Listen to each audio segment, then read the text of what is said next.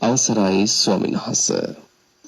සමන්ත චක්කවාලේසු අත්‍රා ගච්ඡන්තු දේවතා සද්ධම්මං මුනි රාජස්ස සුනන්තු සග්ග මොක්ඛදං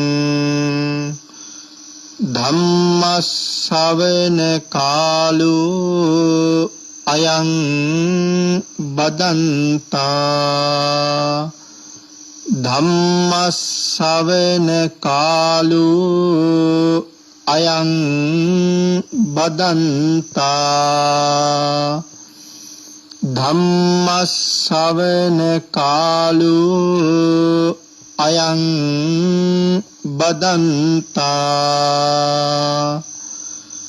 නමෝ තස්ස භගවතු අරහතු සබ්බ ධම්මේසු අප්පටිහත ඥානචාරස්ස දස බලධරස්ස චතු වේසාරජ්‍ය විසරදස්ස සබ්බ සත්තුත් තමස්ස ධම්මිස්ස රස්ස ධම්ම රාජස්ස ධම්මස්සාමිස්ස තථාගතස්ස සබ්බඤුනෝ සම්මා සම්බුද්දස්ස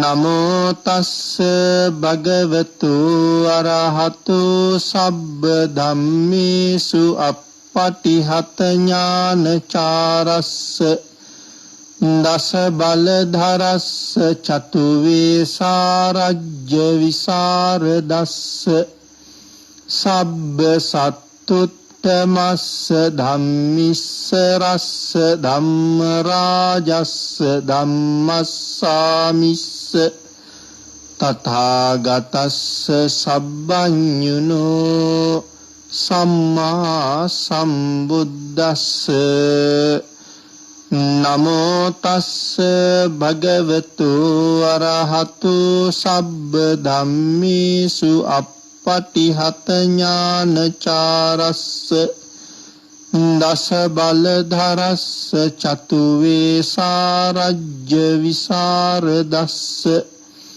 සබ්බ සත්තුත් තමස්ස ධම්මිස්ස රස්ස ධම්ම රාජස්ස ධම්මස්සාමිස්ස තථාගතස්ස සබ්බඤුනෝ සම්මා සම්බුද්දස්ස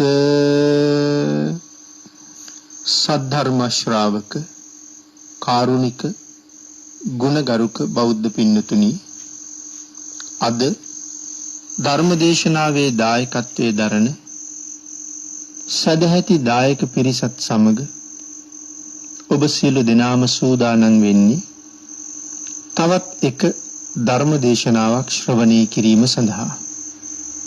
පින්නතුනි අද ධර්මදේශනාවේ මාතෘකාව හැටියට මම යොදා ගන්න බලාපොරොත්තු වෙන්නේ මේ සංසාරයෙන් එතර වෙන්න බලාපොරොත්තු වෙන කෙනෙක් ඇසුරු කළ යුත්තේ කොයි වගේ අයද ඇසුරු නොකළ යුත්තේ කොයි වගේ අයද මේ ඇසුර කියන එක නිවනට කොයිතරම් බලපානවද කියන කාරණා අන්තර්ගත වෙච්ච විශේෂ සූත්‍ර දේශනාවක්. ඒ උතුම් සූත්‍ර දේශනාව ත්‍රිපිටකයේ හඳුන්වලා තියෙන්නේ සේවිතබ්බ සූත්‍රය කියලා. අංගුත්තර නිකායේ ටික නිපාතයේ තමයි මේ සූත්‍ර දේශනාව සඳහන් වෙන්නේ. පින්නතුනි එක දවසක් මධ්‍යම රාත්‍රියේ දෙවිවරු අපේ බුදුරජාණන් වහන්සේ මුණ ගැහෙන්න ඇවිල්ලා බුදුරජාණන් වහන්සේට වන්දනා කරලා බුදුරජාණන් වහන්සේගෙන් අහනවා ස්වාමීනි භාග්‍යතුන් වහන්සේ මේ ලෝකේ තියෙන උතුම්ම කාරණා මොනවද කියලා. ඒ කියන්නේ පින්නතුනි මේ ලෝකේ තියෙන අති විශේෂම කාරණා මොනවද කියලා තමයි මේ අහන්නේ. අපේ බුදුරජාණන් වහන්සේ ඒ දෙවියන්ගේ ප්‍රශ්නෙට කාරණා 38කින් උත්තර දුන්නා. අපි ඒවට කියනවා මංගල කාරණා කියලා. මං හිතන්නේ බෞද්ධ ඔබට මංගල සූත්‍රය පාඩම් ඇති. මහා මංගල සූත්‍රයේ මේ උතුම් මංගල කාරණා 38ක් බුදුරජාණන් වහන්සේ දෙවියන්ට දේශනා කොට වදාළා. මේ ලෝකේ තියෙන විශිෂ්ටතම කාරණා 38. ඔබ හිතුවද පින්නතුනි මේ කාරණා මේ තරම්ම වටිනව ඇති කියලා? මංගල කාරණා 38 ඔබට මතක ඇති. නමුත් නොදන්නා අයත් ඇති. කනගාටුව තමයි බෞද්ධයෙක් හැටියට ඉපදිලා දැන් මේ වෙනකොට අවුරුදු කීයක් ගත වෙලා ගිහිල්ලාද? ඔබ ඔබේ ජීවිතෙන් සමුගන්න දවස වෙනකොටත් මේ මංගල කාරණා ඔබ නොදැන හිටියොත් මේ ලෝකේ තියෙන ශ්‍රේෂ්ඨතම කාරණා ඔබට කොච්චර මගහැරිලාද? ශ්‍රේෂ්ඨ හැසිරීමක් ඔබට ඔබේ ජීවිතය තුළ ගොඩනගන්න බැරි වෙලා නේතකොට. ඒ නිසා පින්නතුනි මේ අති උතුම් දහම් කරුණු අපේ බුදුරජාණන් වහන්සේ අපිට දේශනා කොට වදාළේ පොත්වල විතරක් ලියලා තියන්න නෙමෙයි. අපිට අනුකම්පාවෙන්ම පොත්වලත් ලියලා අපිට මේ දේවල් ලබලා දීලා තියෙනවා. අපි විසින් ඒ දේවල් අපේ හිතේ සනිටුහන් කරගන්න ඕනේ. ඒ දේවල් අපේ ජීවිතයට ප්‍රායෝගික කරගන්න ඕනේ. ටිකක් හිතලා බලන්නකෝ මේ කාරණා 38 පිළිබඳව.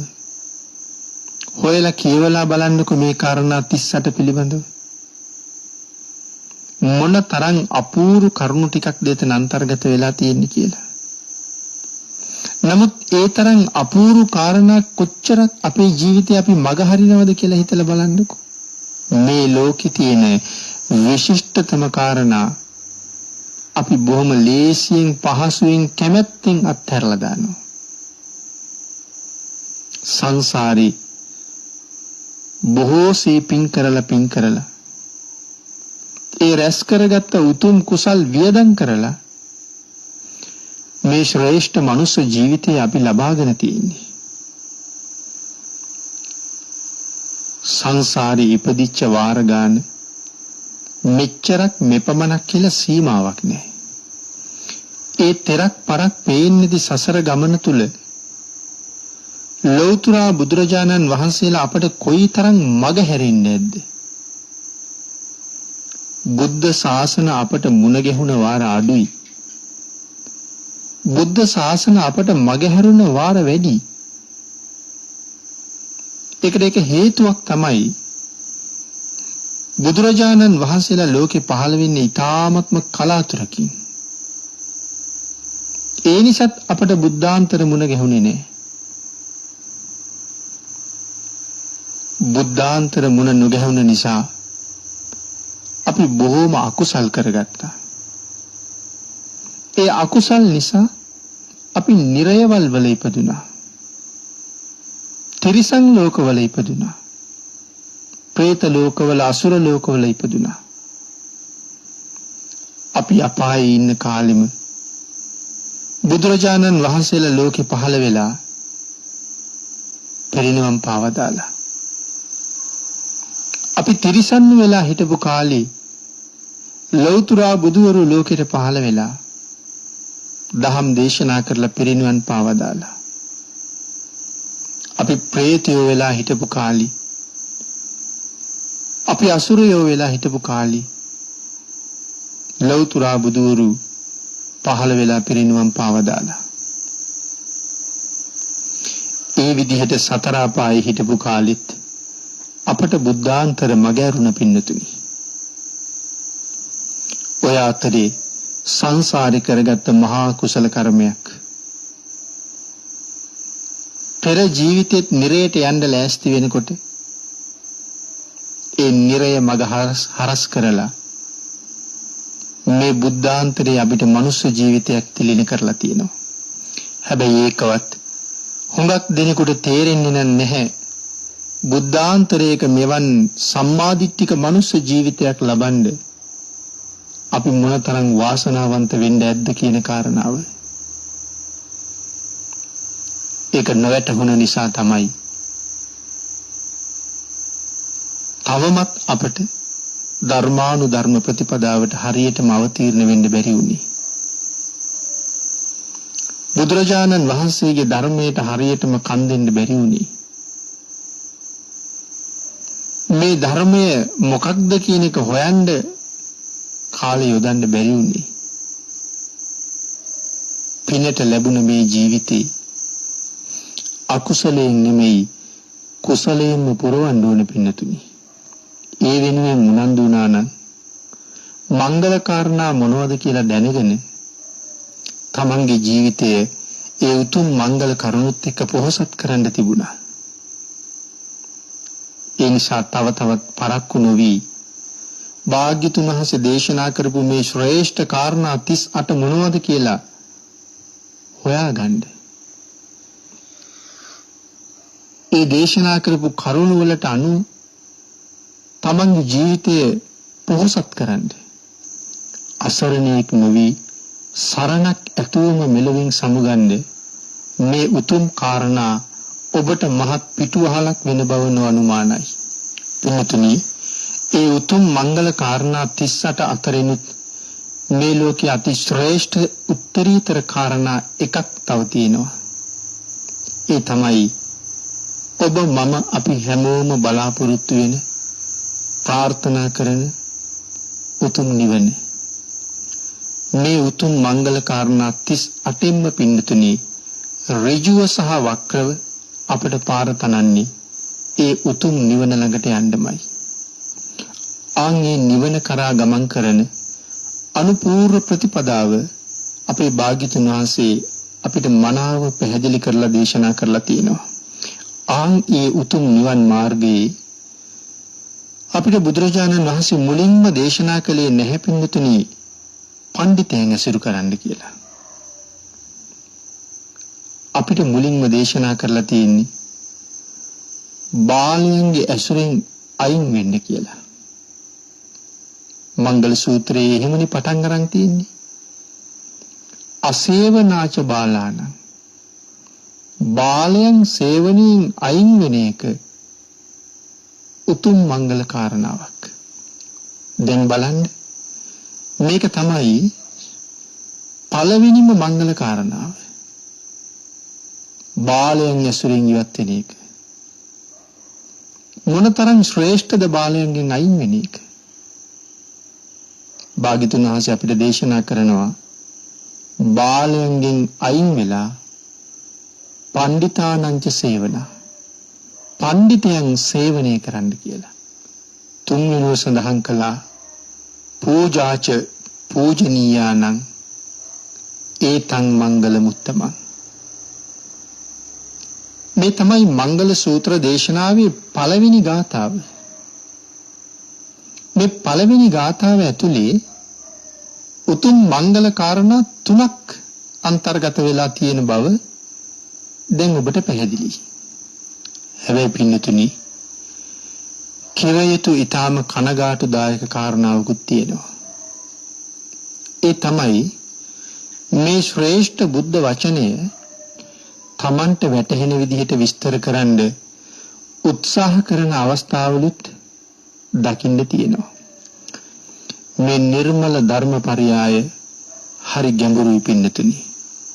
මහ බෝසතාණන් වහන්සේ මහා කල්ප අසංඛ්‍ය 4,01,000ක් මේ සංසාරේ නිමක් නැති දුක් විඳලා අවබෝධ කරගත්ත ධර්මය ලෞතර බුදුරජාණන් වහන්සේගේ නික්ලේශී හදමඩලේ ඉපදුන මේ අති ශ්‍රේෂ්ඨතර ධර්ම රත්නය ලෝකානුකම්පාවෙන් දේශනා කොට වදාළේ අනවරාග්‍ර සංසාරී දුක් විඳින සත්වයා මේ සංසාරයෙන් එතර කරවීමේ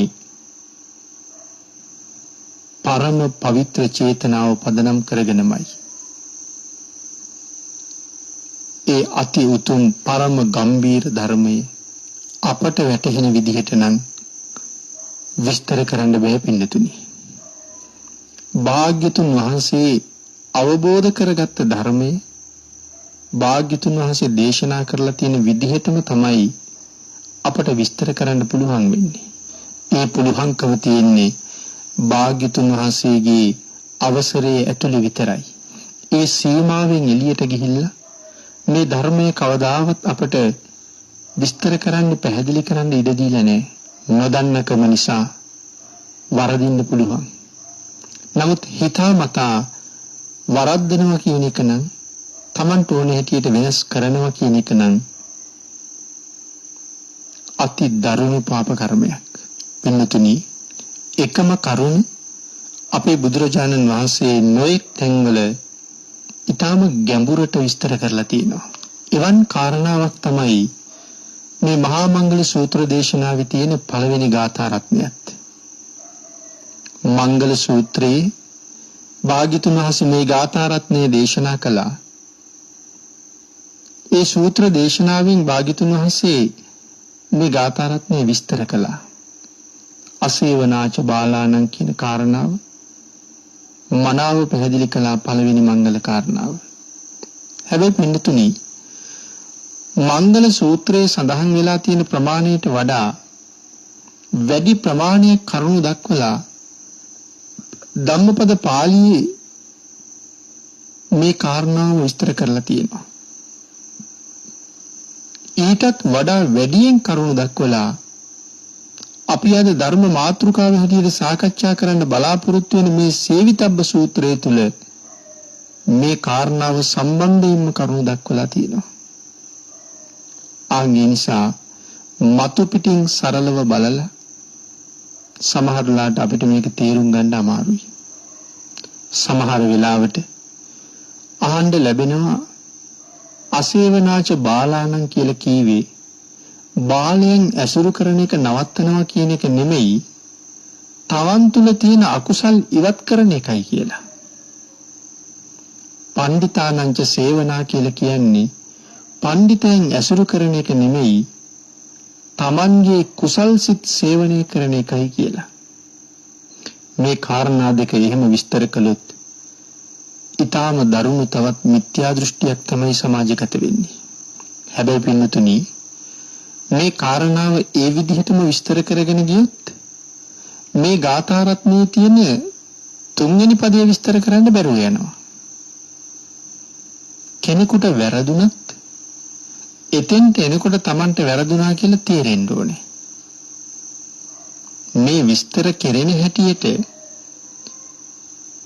තුන්වෙනි පදයේ විස්තර කරන්න ගියොත් අපිට වැඳ ගන්න වෙන්නේ අපිටමයි. එහෙම නැත්නම් Tamanට වැඳ ගන්න වෙන්නේ Tamanටමයි. නමුත් භාග්‍යතුන් වහන්සේ දේශනා කොට වදාළේ එහෙම නෙමෙයි පින්නතුනි. නිවන් මාගේ ඉදිරියට යන්න බලාපොරොත්තු වෙන කෙනෙක් මුලින්ම කල යුත්තේ බාලයන්ගේ ඇසුරින් ඉවත් වෙන එකයි කියන කාරණාව මංගල සූත්‍රයේ පළවෙනි ගාථාවේ පළවෙනි කාරණාවෙන්ම පැහැදිලි කොට වදාලා අපේ භාග්‍යතුන් වහන්සේ ඒ කාරණාව ඊට වඩා තවත් ගැඹුරින් දේශනා කොට වදාලා ධම්මපද පාළියේ චරංචේ නාදිගච්ඡේය සෙය්‍යං සදිස මත්තනු ඒක චරියං දල්හං කෛරා නත්ති බාලේ සහායත කෙනෙකුට ඇසුරු කරන්න හැම වෙලාවෙම වටින්නේ Tamanට වඩා උසස් කෙනෙක්. එහෙම කෙනෙක් හම්බ වුණේම නැත්තම් Taman හා සමාන කෙනෙක් ඇසුරු කරන්න වටිනවා. හැබැයි කවදාවත් Tamanට වඩා පහත් කෙනෙක් ඇසුරු කරන්න එපා කියලා දේශනා කොට වදාලා. සුදුසු කෙනෙක්, ඒ කියේ Tamanට උසස් හෝ සමාන කෙනෙක් ඇසුරට හම්බ වෙන්නේ නැත්නම් ඒ කලාව තනියම හුදකලාවේ ජීවත් වෙන්න කියලා දේශනා කරන්නේ. බාල සහාය නම් නොගත යුතුයමයි කියලා දේශනාවේ පැහැදිලි කරනවා. පින්නතුනි, මේ එකම කාරණාව මංගල සූත්‍රයේ පැහැදිලි කරපු ආකාරයට වඩා ධම්මපද පාළියේ ඊට වඩා ගැඹුරින් විස්තර කළා කියලා අපි සඳහන් කළා මුලිනුත්. ඒ කාරණාවම ඊටත් වඩා හොඳට අපි අද ධර්ම මාතෘකාව හැටියට යොදාගත්ත මේ සේවිතබ්බ සූත්‍රයේදී බුදුරජාණන් වහන්සේ පැහැදිලි කරලා තියෙනවා. ඒ නිසා අද මේ කාරණාව පිළිබඳව විස්තර සහිතව අපි සේවිතබ්බ සූත්‍රයේ තුලින්ම සාකච්ඡා කරමු. මේ උතුම් සූත්‍ර දේශනාව අපේ භාග්‍යතුන් වහන්සේ මේ විදිහට ආරම්භ කරලා තියෙනවා. තයෝ මේ භික්කවේ පුග්ගලා සන්තෝ සංවිජ්ජමානා ලෝකස්මි. මහණෙනි, මේ ලෝකේ පුද්ගලයන් 3 දෙනෙක් පේන්න ඉන්නවා. කතමේ තයෝ, කවුද මේ 3 දෙනා? අත්තිමේ භික්කවේ පුග්ගලෝ න සේවිතබ්බෝ න භජිතබ්බෝ න පෛරුපාසිතබ්බෝ. සේවනයේ නොකළ යුතුයි, භජනයේ නොකළ යුතුයි, පෛරුපාසනයේ නොකළ යුතුයි. මේ තමයි පළවෙනි පුජ්‍යලයා. දෙවෙනි පුජ්‍යලයා තමයි අත්තිමේ භික්කවේ පුග්ගලෝ සේවිතබ්බෝ භජිතබ්බෝ පෛරුපාසිතබ්බෝ. ඒ පුද්ගලයා සේවනයේ කළ යුතුයි, භජනයේ කළ යුතුයි, පෛරුපාසනයේ කළ යුතුයි. තුන්වෙනි පුද්ගලයා අත්තිමේ භික්කවේ පුද්ගලෝ සක්කත්වා ගරුංකත්වා සේවිතබ්බෝ භජිතබ්බෝ පෛරුපාසිතබ්බෝ. මහණෙනි, මේ තුන්වෙනි පුද්ගලයා සත්කාර කරමින්, ගරු කරමින් සේවනයේ කළ යුතුයි, භජනයේ කළ යුතුයි, පෛරුපාසනයේ කළ යුතුයි. එහෙම දේශනා කරපු අපේ භාග්‍යතුන් වහන්සේ ඉන්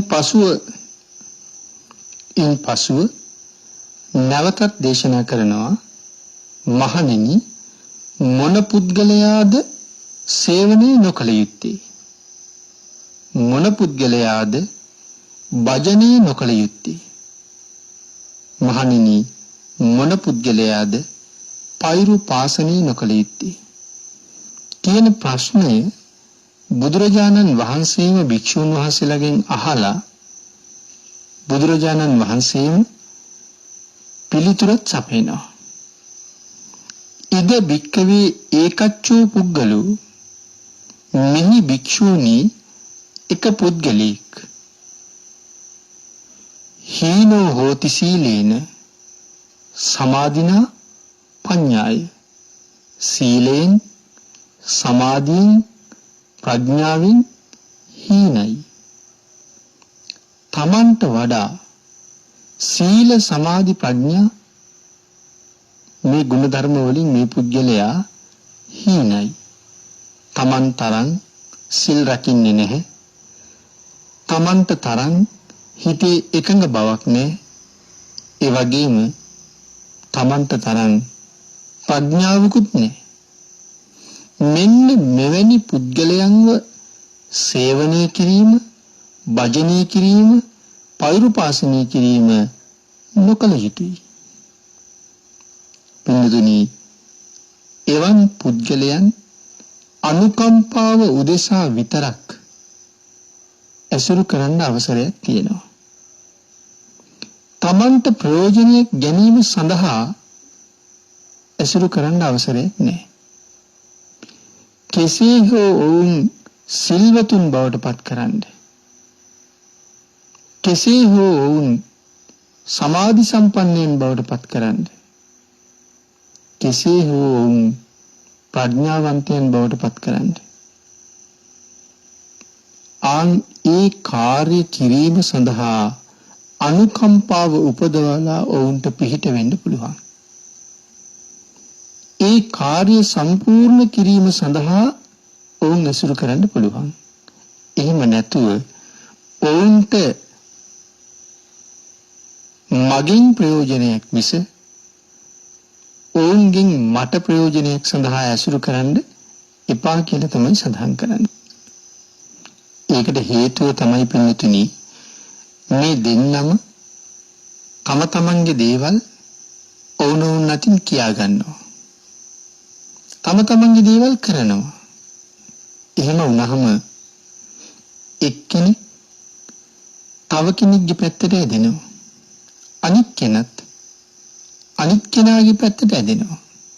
මෙතන තියෙන වරද තමයි ඉහළ ඉන්න කෙනා පහළ ඉන්න කෙනාගේ පැත්තට ඇදුනොත් හොඳ නෑ. නමුත් පහළ ඉන්න කෙනා ඉහළට ඇදෙනවා නම් ඒක හොඳයි. නමුත් පින්තුනි පහළ ඉන්න කෙනා ඉහළ කෙනාගේ පැත්තට යන්නේ හොඳ සිහියක් හොඳ ප්‍රඥාවක් තිබුණොත් විතරයි. එහෙම නැත්නම් බොහෝ වෙලාවට අපි දකින්නේ ඉහළ තැනක හිටපු අය පහළට වැටිච්ච ස්වභාවයක්. නමුත් භාග්‍යතුන් වහන්සේ දේශනා කළේ තමන්ට වඩා පහත් හැසිරීම් තියෙන කෙනා ඇසුරු කළ යුත්තේ තමන්ගේ වමනාව සඳහා නෙමෙයි ඔහුට යහපතක් කිරීම සඳහා පමණයි කියලා. පින්තුනි මේ කාරණාව සම්බන්ධයෙන් අට කතාවේ මොනවද කියලා තියෙන්නේ? අපි ඒ ගැන ටිකක් සාකච්ඡා කරමු. අට කතාවේ සඳහන් කරනවා මේ විදිහට. මොන පුද්ගලයාද මහණෙනි සේවනය කළ යුත්තේ? මොන පුද්ගලයාද මහණෙනි භජනය කළ යුත්තේ? මොන පුද්ගලයාද පෛරුපාසනය කළ යුත්තේ? භික්ෂුණී එක පුද්ගලයෙක් තමන්ට සමානයි. මොන වගේද සමාන? සීලයෙන් සමානයි, සමාධියෙන් සමානයි, ප්‍රඥාවෙන් සමානයි. ආන් එහෙම කෙනෙක් සේවනය කරන්න වටිනවා. භජනය කරන්න වටිනවා. පෛරුපාසනය කරන්න වටිනවා. ඒ මොන හේතුව නිසාද? සීලයෙන් සමාන නිසා. අප අතර සීල කතාවක් වෙයි. එහෙම වුණාම ඔවුනොවුන්ගේ කතාව ඔවුනොවුන්ට වැටහෙනවා. ඒ අය ඒ කතාවට එකඟ වෙනවා.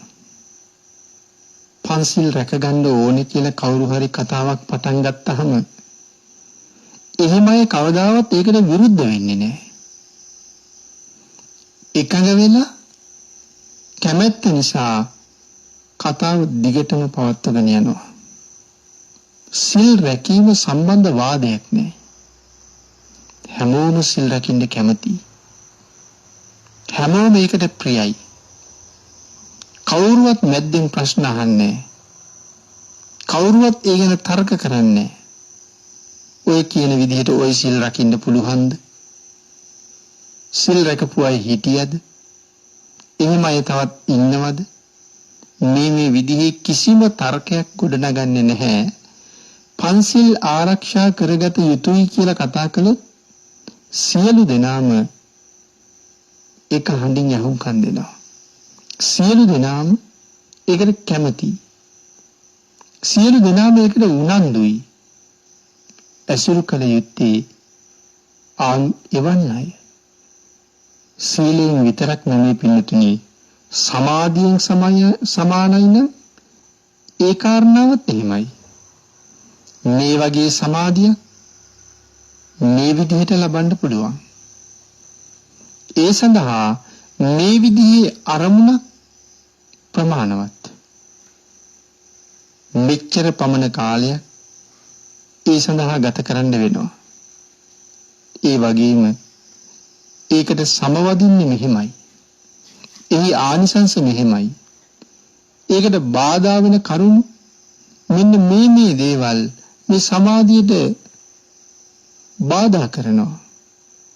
විනෝද චාරිකාවල් වල යෙදෙනවනම්, ක්‍රීඩා තරඟ බලන්න යනවනම්, නාට්‍ය සංදර්ශන බලන්න යනවනම්, අනිත් අයත් එක්ක වැඩියෙන් කතාවට කැමති නම්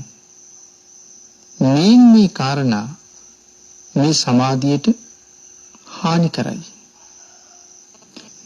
ඊළඟට පින්නතුනි, ප්‍රඥාවෙන් සමාන අය මුණ ගැහුනහම ඒ අතර ප්‍රඥා කතාවක් තමයි සිද්ධ වෙන්නේ. ඒ කතාව ඊටාම පහසුවෙන් දිගටම පවත්වාගෙන යන්න ඊට පුළුවන් වෙනවා. මොකද ඒ හැමෝම සමාන සමාධියක කටයුතු කරන අය. අනිත් කාරණා තමයි සමාධියක් දියුණු කර ගැනීම සඳහා ඒට ලොකු වමනාවක් තියෙනවා. තියෙන සමාධිය වඩා වර්ධනය කරගන්නත් ලොකු වමනාවක් තියෙනවා. එහෙනම් ඔවුන් අතර ඇති වෙන කතාව ඊට සම්බන්ධම කතාවක් බවට පත් වෙනවා. ඊළඟට පින්නතුනි, යම් කෙනෙකුට බුදුරජාණන් වහන්සේ දේශනා කොට වදාළ මේ උතුම් ධර්මයේ පිළිබඳව යම් සැකයක් මතුවෙනවා නම් මොන වාගේ සැකයක්ද? එදා බුදුරජාණන් වහන්සේ දේශනා කරපු මේ ධර්ම කරුණු එදා සමාජයට ගැලපෙන්න ඇති. නමුත් අද සමාජයට ඒ ධම් කරුණු ගැලපෙනවද? එදාට වඩා සමාජය අද වෙනස්. ඒ නිසා මේ කරුණු අදට ප්‍රායෝගිකද? අද මේ වගේ දේවල් ක්‍රියාත්මක කරන්න පුළුවන්ද? යම් කෙනෙකුට පින්නතේ එහෙම හිතෙනවා නම් ඒකට තමයි විතිකිච්ඡාව කියලා කියන්නේ. මොකද පින්නතේ මේ ධර්මයේ තුල සැක කරන්න දෙයක් නැහැ. ත්‍රිකාලීනයි කියලා මුලින්ම අපි සඳහන් කරන්නේ. බුදුරජාණන් වහන්සේ දේශනා කොට වදාළ ධර්ම රත්නය එදාටත් ප්‍රායෝගිකයි, අදටත් ප්‍රායෝගිකයි, හෙටටත් ප්‍රායෝගිකයි. එදා සමාජයට ගැලපුණාට අද සමාජයට ගැලපෙනවද කියලා හිතන්න ප්‍රශ්න කරන්න කොහෙවත් ඉඩක් තියලා නැහැ. තුන් කාලෙටම ගැලපෙන්න තමයි භාග්‍යතුන් වහන්සේ ධර්මයේ දේශනා කරලා තියෙන්නේ. මොකද පින්නතුනි, භාග්‍යතුන් වහන්සේ අවබෝධ කරගෙන දේශනා කළ මේ උතුම් ධර්ම රත්නය තුල සිද්ධාන්ත සහ ප්‍රායෝගික කියලා දෙකක් නැහැ. මේ ධර්මය අතිශයින්ම ප්‍රායෝගිකයි. යථාභූත ඥාණයෙන් තමයි මේක දේශනා කරලා තියෙන්නේ. යථාභූත ඥාණයෙන් කියලා කිව්වේ ඇත්ත ඇති හැටියෙන්ම වටහාගත් ඥානයකින් තමයි මේ ධර්මයේ දේශනා කරලා තියෙන්නේ. ඇත්ත ඇති හැටියෙන්ම වටහාගෙන තියෙන නිසා යම් කාලයකට මේක ප්‍රායෝගිකද කියලා කියන්න හේතුවක් නැහැ. ඒකයි සඳහන් කළේ ත්‍රිකාලීනයි කියලා. පින්තුනි, භාග්‍යතුන් වහන්සේගේ ධර්මයේ තුල ධර්මදේශනාව එකක්, සත්‍ය තවත් එකක් කියලා දෙකක් නැහැ. මේ දෙක අතර කිසි පරතරයකුත් නැහැ. භාග්‍යතුන් වහන්සේගේ දේශනාව යමක්ද මේ ලෝකයේ තියෙන හැබෑ සත්‍යයි. භාග්‍යතුන් වහන්සේ දේශනා කරපු සත්‍යයි දෙකක් නෙමෙයි. ඒ දෙකම එකක්. ඒ නිසා ධර්මයයි සත්‍යයයි අතර කොතනවත් පරතරයක් නෑ පින්නතුනි. මේ ලෝකේ සමහර දේවල් වල නම් සිද්ධාන්ත සහ ප්‍රායෝගික කියලා කොටස් දෙකක් තියෙනවා. නමුත් සිද්ධාන්ත සියල්ලම ප්‍රායෝගික වෙන්නේ. නමුත් පින්නතුනි, ධර්මයේ තුල එහෙම එකක් නෑ. මේ බුදුදහම අතිශයින්ම ප්‍රායෝගිකයි. අනික තමයි පින්නතුනි, මේ බුද්ධ ශාසනය ඇතුලේ තමන්ව හුවා දක්වා ගන්න ක්‍රමයක් ඇත්තේම නෑ. අපේ බුදුරජාණන් වහන්සේ තමන් ගැන කියන්න අවසරයක් දීලම නෑ. උපසම්පන්න භික්ෂුවක් නැති සමාධියක් තමන් ළඟ නැති මාර්ගඵලයක් සඳහන් කළොත් ඒ භික්ෂුන් වහන්සේට මහානකම නැත්තටම නැතු වෙනවා.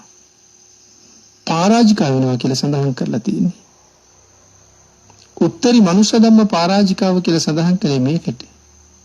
තමන් ළඟ නැති උතුම් මනුෂ්‍ය ධර්ම, උතුම් ගුණ ධර්ම තමන් ළඟ තියෙනවා කියලා බොරුවට කියන්න එපා.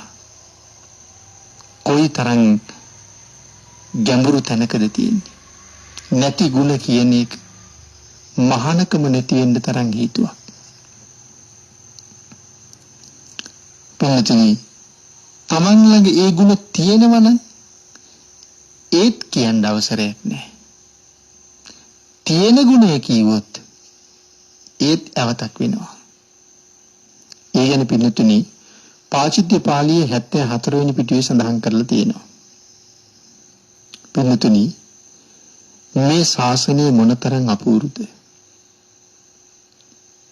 නමුත් අද අපිට ඕන තරම් දකින්න ලැබෙනවා.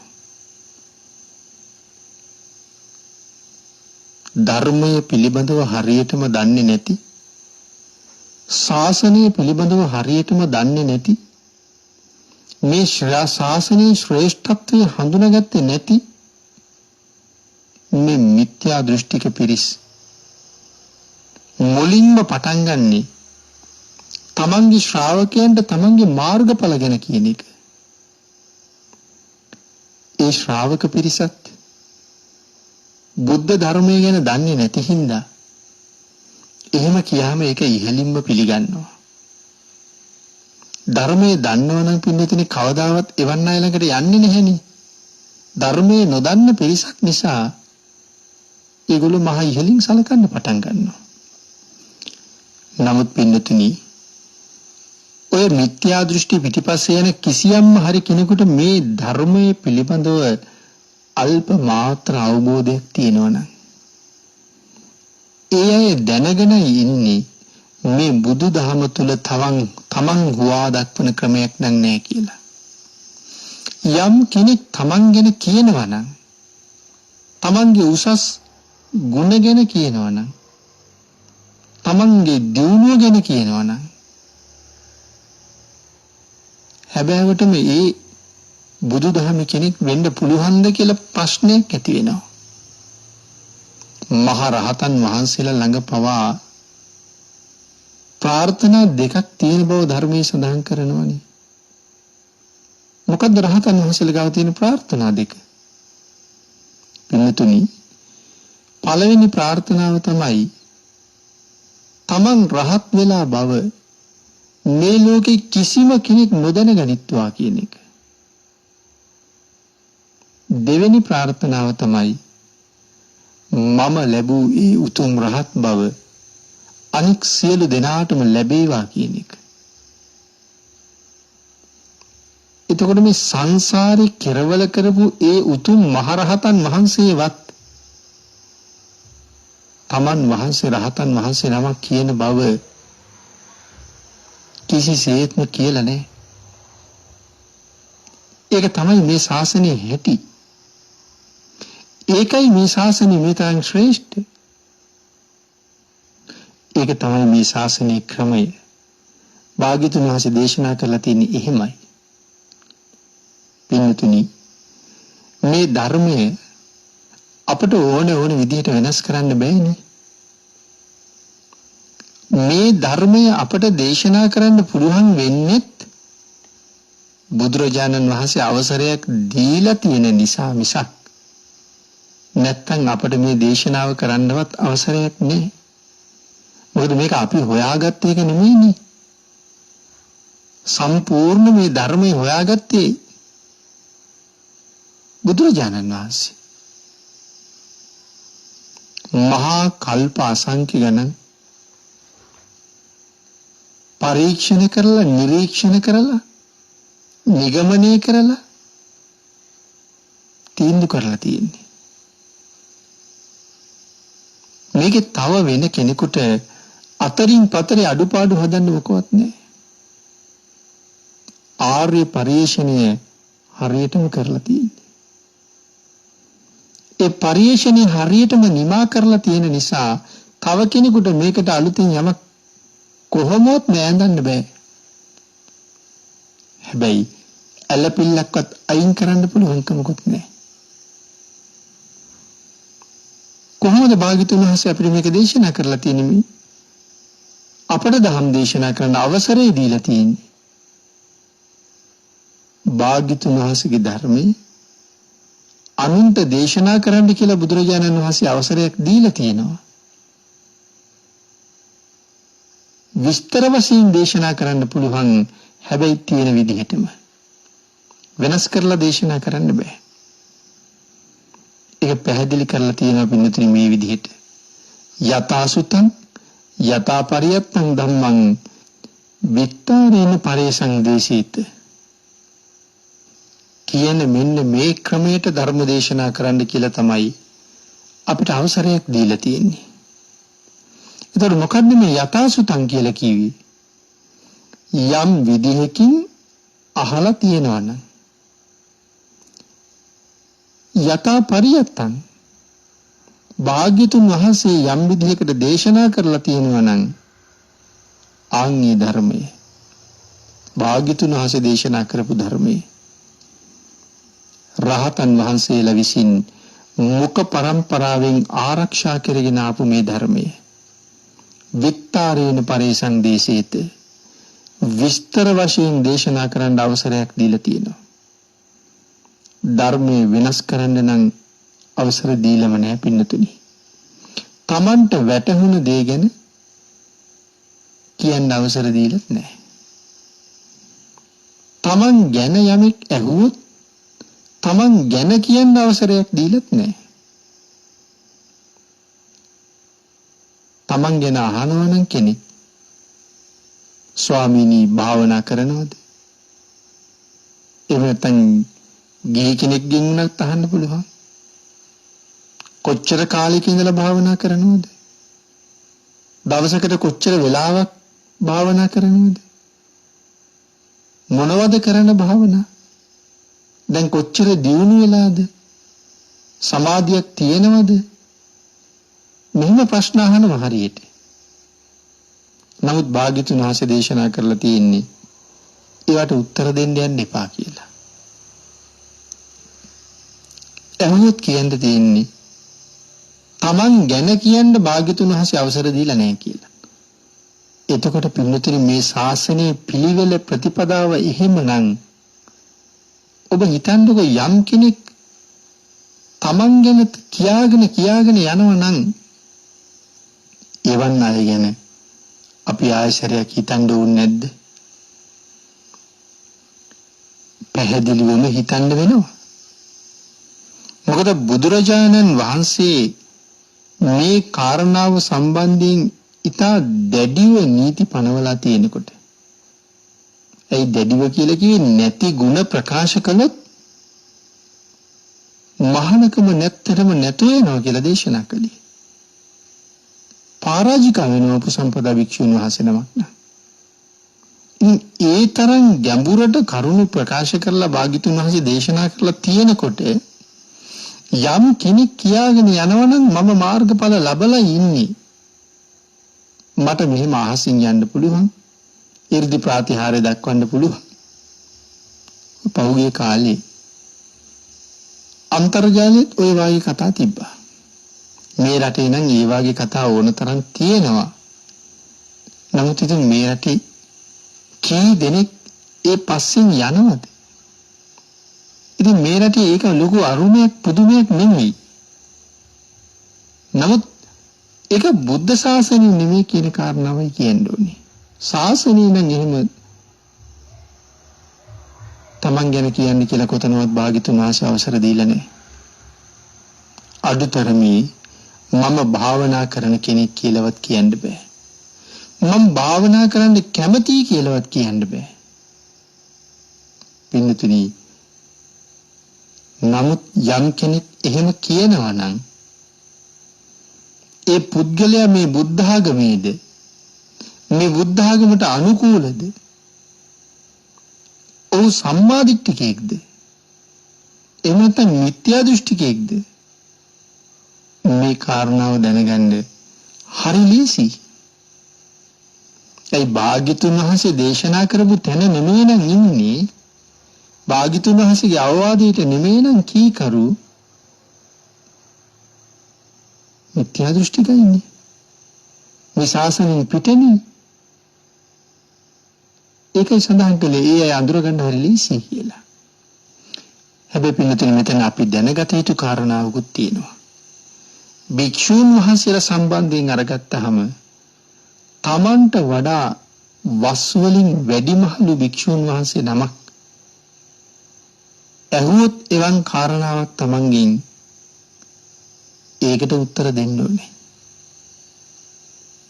තමන්ගේ ගුරුවරයාට කියන්න අවසරයක් තියෙනවා. මොකද තමන් ඉන්න තැන ගුරුවරයාට කියන්නේ නැතුව එතනින් එහාට තමන්ට දියුණුවකට යන්න බැරුව වෙනවනේ.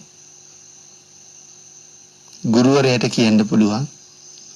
වසින් වැඩිමහලු කෙනෙක් ඇහුවොත් කියන්න පුළුවන්. මෙතන මේ සඳහන් කරලා තියෙන්නේ මේ සමාජයේ අවධානය තමන් දිහාවට යොමු කරගෙන සමාජයෙන් ලැබෙන පිළිගැනීම ඒ වගේම ගරුණම්බුනාම ප්‍රතිලාභ ඒ දේවල් ලබා ගැනීම වෙනුවෙන් නැති ගුණ ප්‍රකාශ කරන්න මේ ශාසනයේ අවසර නැහැ කියන එක තමයි මේ සඳහන් කරලා තියෙන්නේ. ඊළඟට පින්නතුනි සේවනයේ කිරීම පිළිබඳව නැවත මෙහෙම සඳහන් කරලා තියෙනවා. ඇසුර පිළිබඳව නැවත සඳහන් කරලා තියෙන විදිහ. සත්කාර කරලා ගරු කරලා ආශ්‍රය කළ යුතු පුද්ගලෙක් ඉන්නවා. සීලෙන් සමාධියෙන් ප්‍රඥාවෙන් තමන්ට වඩා වැඩි එවැනි පුද්ගලෙක් භික්ෂුණී සක්කත්වා ගරුංකත්වා සේවිතබ්බු සත්කාර කරලා ගරු කරලා සේවනය කරන්න භජනය කරන්න පෛරුපාසනය කරන්න ඕනේ. ඒ මොන හේතුව නිසාද? කලින් සමාදන් වෙලා නැති සීලයක් යම් කෙනෙක් පූර්ණේ කරනවා නම් සමාදන් වෙලා ආරක්ෂා කරනවා නම් ඒ කියන්නේ පින්නතුනි පන්සිල් ආරක්ෂා කරනවා.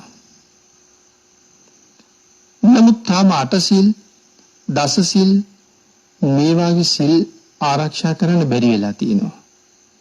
යෙදෙන්න බැරි වෙලා සම්පූර්ණ කරගන්න බැරි වෙලා. එහෙම කරන්න බැරි වුණ හේතුව මොකද්ද? ගීත අහන්න ඕනේ. නැටුම් බලන්න ඕනේ. නාට්‍ය බලන්න ඕනේ. රාත්‍රී ආහාර නොගෙන ඉන්න බෑ. මේ වාගේ ප්‍රශ්න බලපාලා තමයි පන්සිල් වලින් එහාට තියෙන උතුම් සිල් වලට ගිහිල්ලා නැත්තේ. පින්නතුනි නීවරණ අඩු වෙන්න නම් අපි ඒ තත්ත්වෙත් මිදෙන්න ඕනේ. යම් කෙනෙකුට එහෙම කරන්න බැරි නම් ඒකට හේතුව මොකක්ද? කොහොම කරන්න බැරි නන්ද? නැටුම් ගැයුම් වැයුම් බලන්න නැතුව ඉන්න බැරි නම් විකාලේ ආහාර ගන්න නැතුව ඉන්න බැරි නම් ඒකට හේතුවක් තියෙනවනේ. ඒ කෙලෙස් වලින් අත්මිදුනහම තමන්ට ලැබෙන ප්‍රතිලාභය දන්නේ නැති නිසා මම දන්නේ නැති මට අතහැරුණ ධර්ම කාරණාව මොකක්ද? කොයි විදිහේ උනන්දුවක් මං ඇති කරගත යුතුද? කොහොම උනන්දුවකින් මන් ළඟ තියෙන මේ කෙලෙස් මට නැති කරන්න පුළුවන්ද? මේ නීවරණ වලින් මට මිදෙන්න පුළුවන්ද? ඒ සඳහා මං කටයුතු කරන්න ඕනේ මොන විදිහටද කියන කරුණු තමන්ට වඩා උසස් කෙනෙක්ගෙන් අහලා දැනගන්න ඕනේ. තියෙන සිල් රැකගන්නත් නැති සිල් ඇති කරගන්නත් තියෙන සමාධිය ප්‍රඥාව ඊට වඩා දියුණු කරගන්නත් තමන්ට වඩා සීලෙන් සමාධියෙන් ප්‍රඥාවෙන් උසස් කෙනෙක් ඇසුරු කරන්න ඕනේ. ආන් ඒ වාගේ පුද්ගලයන්ට සත්කාර කරලා ගරු කරලා සේවනය කරන්න ඕනේ. මොකද පින්තුනි සීලෙන් සමාධියෙන් ප්‍රඥාවෙන් තමන්ට වඩා උසස් කෙනෙක් හම්බ වුණාම කවදාවත් නොසැලකිලිමත් වෙන්න හොඳ නැහැ. එහෙම වුණොත් හැම වෙලාවෙම වෙන්නේ තමන්ට පින් සිද්ධ වෙන එක. සිල්වත් ගුණවත් උසස් උත්තමයන් මුණ ගැහුණාම අපි මුලින් සඳහන් කළා වගේ සත්කාර කරන්න ඕනේ. ගරු කරන්න ඕනේ. වන්දනාමාන කරන්න ඕනේ. යටහත් පහත් වෙන්න ඕනේ.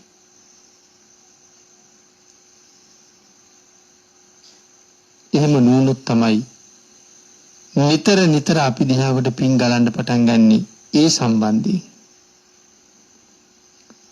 ඔබට මතකයි නේද මේ ශාසනීය මහා උපාසිකාව කුජුත්තරා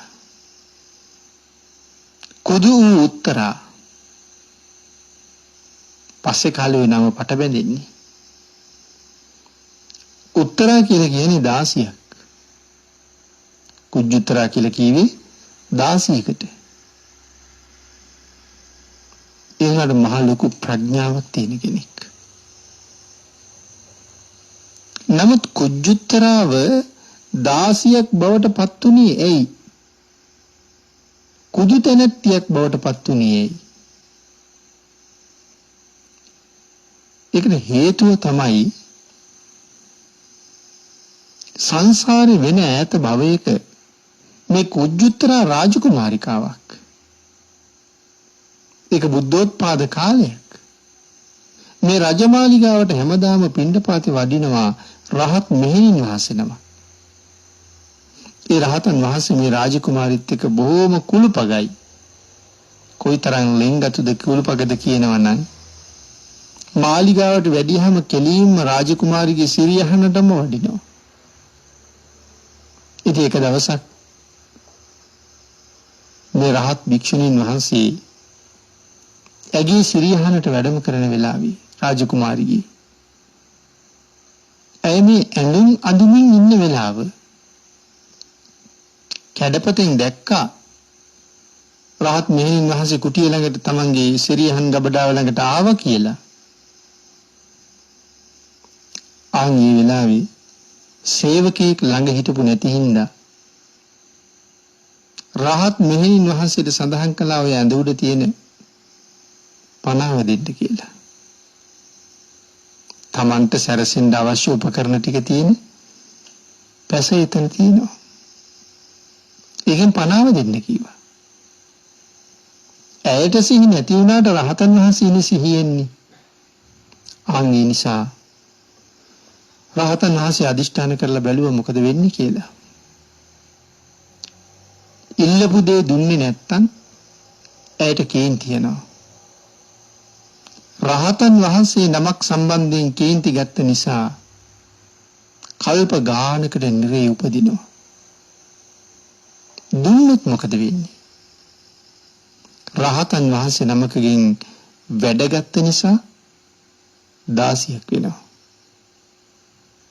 නිරේ යනවට වඩා 16ක් වෙන එක හොඳයි කියලා හිතුණා. කොහොමද හොඳයිනේ? මේ වෙලාවේ වෙන කල යුත්තක් නැහැ. ඒ නිසා දුන්නා. ආංගී කර්මය සංසාරේ කී කාලයක් පළදෙදීද මේ ජීවිතයට එනකොට 16ක් කුදුයි අබුද්ධෝත්පාද කාලයක පසේ බුදුරජාණන් වහන්සේ නමක් පිණ්ඩපාතේ වඩිනව දැකලා බුදුරජාණන් වහන්සේගේ පාදයේ ආබාධයක් තිබුණා. ආන්ගේ වෙලාවේ අපේ ආර්යයන් වහන්සේ වඩින්නේ මෙහෙමනේ කියලා රංගපාල පෙන්නවා. ඒ අකුසල කර්මය නිසා කුදු වෙලා ඉපදුනා. රහත් මෙහෙණින් වහන්සේ නමකගෙන් වැඩගත් නිසා 16ක් වෙලා ඉපදුනා. ඒකයි මේ සඳහන් කරන්නේ. සිල්වතුන් ගුණවතුන් ඇසුරු කරනකොට හරියට පරිස්සම් වෙන්න ඕනේ කියලා. පින්නතුනි සමහර වෙලාවට අද කාලේ සිල්වතුන් අඳුරන්නත් බෑ. අතීතේ නම් අඳුරගන්න නොයෙක් ක්‍රම තිබුණා. දැන් අදටත් සිල් ගත්ත අය උතුරු සළුවක් පළඳිනවනේ. ඔක ඉස්සරල ඉඳලම තියෙන චාරිත්‍රය. හැබැයි ඒ කාලේ සිල් නොගත් අයත් පළඳලා තියෙනවා. ඒ සමාදන් වෙලා නැති වෙලාවෙත්. නමුත් මේ උතුරු සළුව දැක්කේ නැත්තම් ඒත් සිල්වතුන් ඕන තරම් ඉන්නවනේ. ඉතින් සිල්වත්ද නැද්ද කියන කාරණාව නොදැන ඕන තරම් අපි අතින් සීලෙන් උසස් අයට අවනම්බු වෙලා ඇති. හිරිහැර වෙලා ඇති. ආන්ගේ නිසා විශේෂ සිහියක් ඒ සම්බන්ධයෙන් පින්නතුනි අපි පවත්වන්න ඕනේ. සත්කාර කරලා ගරු කරලා ඇසුරු කළ යුතුයි. නමුත් ඒ සැලකිල්ල අපෙන් ලැබෙන්නේ නැත්තම් ඒක අපිට හරියට බලපානවා. අම්මා තාත්තා ගැන හිතන්න. අම්මා තාත්තත් එහෙමනේ. අපි අම්මයින් තාත්තගෙන් කොච්චර වැඩ ගන්නවද? මව්පියෝ ගැන වෙනමම පරිච්ඡේදයක් කතා කරන්න ඕනේ. ඒ තරම් කතා කරන්න දේවල් තියෙනවා පින්නතුනි මව්පියෝ ගැන. හැබැයි ඒ කරුණු හරියට නොදන්න නිසා අද සමාජයේම හරි අසරණයි කියලා හිතෙනවා. මහා ණය බරකින් පෙළෙන අය වගේ පේනවා. ඒ අම්මට තාත්තට තියෙන ණය බර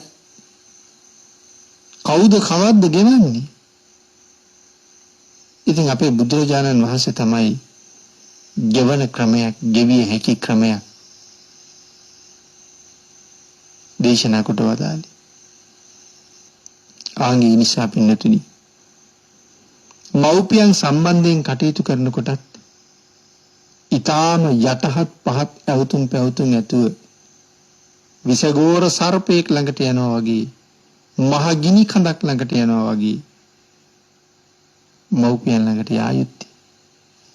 එහෙම නැත්තම් අපට හුඟක් වරදින්න පුළුවන්. ආන්ගේ නිසා පින්නතුනි සීලෙන් ගුණෙන් පිරිපුන් උතුමන් ළඟ ඉන්නකොට මනා වූ සිහියක්, මනා ප්‍රඥාවක් තිබිය යුතුමයි. සක්කත්වා ගරුංකත්වා සේතබ්බු කියලා සඳහන් කරලා තියෙන ඒ නිසා. එහෙමනම් පින්නතුනි උතුම් වූ සේවිතබ්බ සූත්‍ර දේශනාව ඇසුරින් සිදු කරන පළවෙනි ධර්ම දේශනාව අපි අදට මෙතනින් නිමා කරමු.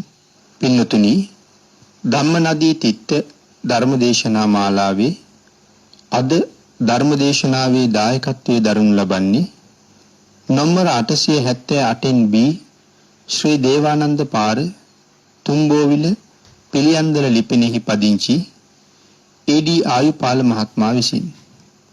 ආයුපාල මහත්මයා පින් අනුමෝදන් කරනවා පරලෝ සැපත් වුණ දයාබරණීය බිරිඳ වෙන පද්මා ඉලේපෙරුම මහත්මිය ඇතුළු පවුලේ අනිකුත් සියලුම ඥාතිවරුන්ට ආශිර්වාද කරලා තියෙනවා.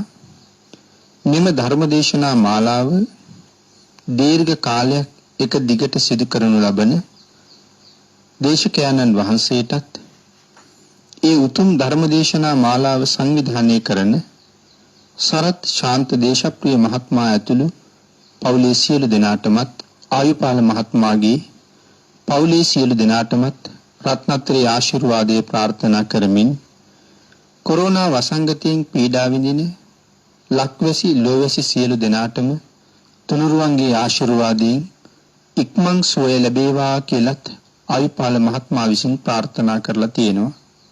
ආයුපාල මහත්මයාටත් එතුමන් විසින් පුණ්‍යානුමෝදනා කළ එතුමන්ගේ ස්වාමි දියණිය ඇතුළු සියලු දෙනාටමත් ආශිර්වාද කළ හැම කෙනෙකුටමත් ඊටාම ඉක්මන් භවයක ඊටාමත්ම කෙටි කාලයකින් සැප සහිත ප්‍රතිපදාවකින් උතුම් චතුරාර්ය සත්‍ය ධර්මය අවබෝධ කරගෙන මේ සංසාරයෙන් එතර වෙන්න මේ පුණ්‍ය ධර්මයන් හේතු වාසනා වේවා කියලා ප්‍රාර්ථනා කරනවා. ආකාශට්ඨා ච බුම්මට්ඨා දේවා නාග මහිද්దికා පුඤ්ඤන්තං අනුමෝදිත්වා චිරං රක්ඛන්තු ලෝක ශාසනං දේවෝ වස්සතු කාලේන සස්්‍ය සම්පatti හේතුච පීතෝ භවතු ලෝකෝ ච රාජා භවතු ධම්මිකෝ